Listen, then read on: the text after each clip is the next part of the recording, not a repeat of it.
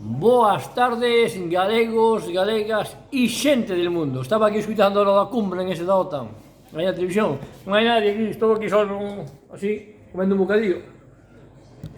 Estaba escutando da cumbre da OTAN, a Marraigos, E claro, primeiro se pon aí o despliegue máis grande de Guardia Civil, 10.000 e pico guardias civiles. Logo máis os que veñen de seguridade con cada tipo. Bueno, un despliegue que nin Dios. Canto valdrá iso? Canto valdrá iso? E logo aquí en Cáritas pedindo que non teñen para comer. E bueno, non vamos a entrar en detalles porque no mundo ten que haber pobres para que haxa ricos, senón estamos jodidos. Pero despois escutaba aí onte foron a cenar todos co rei. Quen pagaría iso? Porque se non pode ser unha... Iso pagaría o rei do seu bolsillo, co que gana pagaría o rei. Ou pagarán todos os españoles. Yo se vai a comer, van a cenar co presidente do gobierno. Non creo que metan como unha cena de empresa. Porque eu casi non podo gravar o IVA do coche.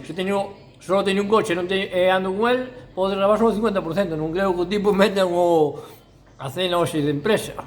Pois total non van a arreglar nada. E fai falta un puto despliegue, vamos a ver. Non, que se tiñan que pôr de acordo pola guerra para ver se entraba na nota. Vamos a ver, por videoconferencia, vamos a ver. Un señor maior non vai ao banco, me cago en Dios, e non hai que non o atenda. Que vai ali o pobre do home e non ten unha persona que atenda unha máquina. Se o tipo non se actualice, que se actualice, que senón non quita os cartos do banco. Pois isto é igual, esta xente tan formada, videoconferencia e a forrar os cartiños todos para a xente necesitada. Non, hai que dar pantalla a imagen. Leva toda a mañana na tele imagen o que ve a xente lavando os cerebros. Cuidado, cuidado que os tipos non teñen cara de estar preocupados, porque eu non me chego o dinero a fin de mes e raso na cabeza e ando preocupado. Pero es con unha cara de felicidade, risas, non mira aí, mira a televisión. Os tipos contentes, risas, jijiji, a noite van a cenar, e o carallo 29. Non creo que arrexe nada, pero... porque a vida vai se por ainda máis dura.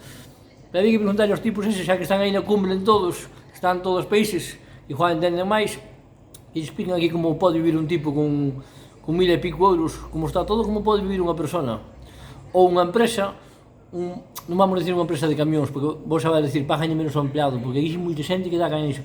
Un simple autónomo que anda con un camión, como pode vivir agora e ganarse a vida co que vale o gasoil? Ou un simple comercial que ande por súa conta autónomo. Non vou dicir de empresas, porque vos xa vos vai a decir no, que lle paguen ben as empresas, no. Un simple autónomo que ande por aí de comercial, canto ten que ganar co precio que está todo.